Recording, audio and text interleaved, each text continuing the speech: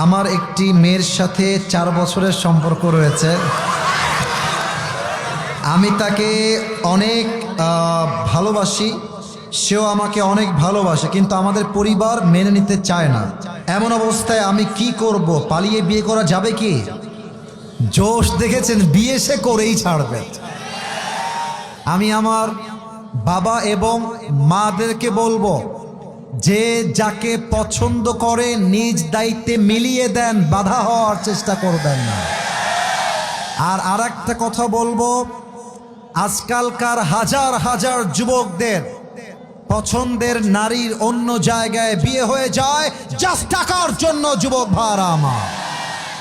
এবং আমি মনে করি জাস্ট টাকার জন্য হাজার হাজার পুরুষ তার পছন্দের মেয়েকে জীবন থেকে হারিয়ে ফেলে, সেই মেয়েটা অন্য বাসার বউ হয়ে যায়।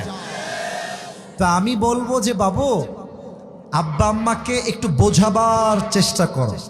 বোঝাবা কেমনে? Let me give you some example on this matter. কিছু উদাহরণ দেওয়ার চেষ্টা করি।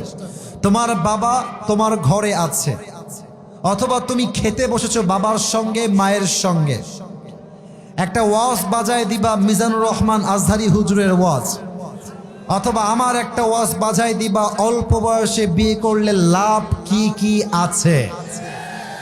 ওয়াজটা বাজায় দিয়ে সোজা ওয়াশরুমে চলে যাবা, বাথরুমে গিয়ে 10 মিনিট থাকবা, আব্বা আম্মার সামনে ওয়াজটা বাজবে, আব্বা আম্মা শুনবে, আবার তুমি এসে বসে যাবা।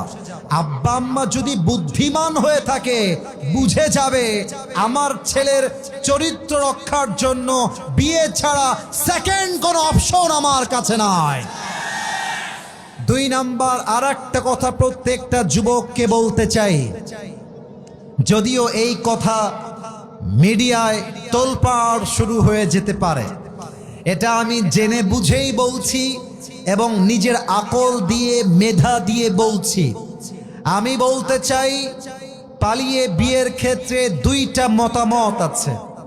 একটা মতামত হচ্ছে ফানিকাহুহা বাতিল, হাদিসের শব্দটা হচ্ছে এরকম যে তার বিয়েটা বাতিল হয়ে যাবে।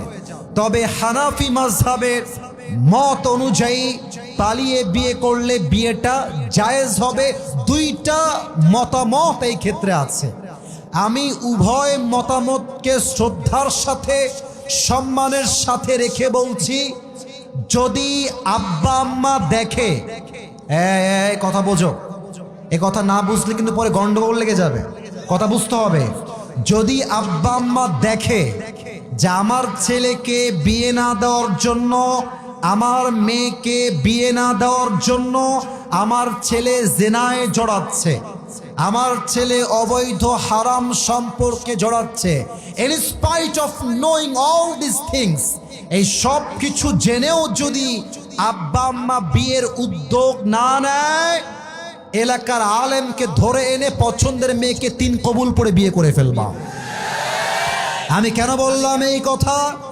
আমি বিশ্বাস করি আব্বা আম্মা যদি জেনা দেখেও বিয়ে দিতে না চায়, ওই আব্বা আম্মার আদেশের চাইতে জেনার থেকে বাঁচা আমার জন্য 1000 গুণ বেশি ফরজ। যুবক ভাইরা বলো, এই জন্য 2 নাম্বার অপশনে যদি তোমার কাজ না হয়, আলেম ওলামাকে নিয়ে এসে বুঝাবা।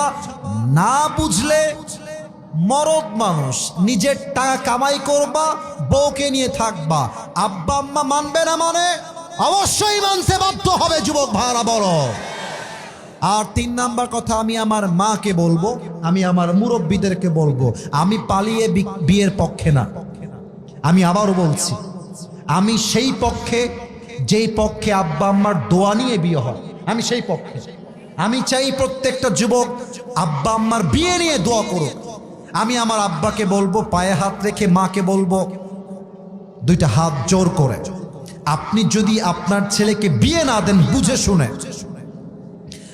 আর আপনার ছেলে বিয়ে না দেওয়ার জন্য যদি জেনায় জড়িয়ে যায়, কিয়ামতের দিন প্রত্যেকটা আমলের দায়ভার আপনাকে বহন করতে হবে আব্বাজান এবং আম্মাজান।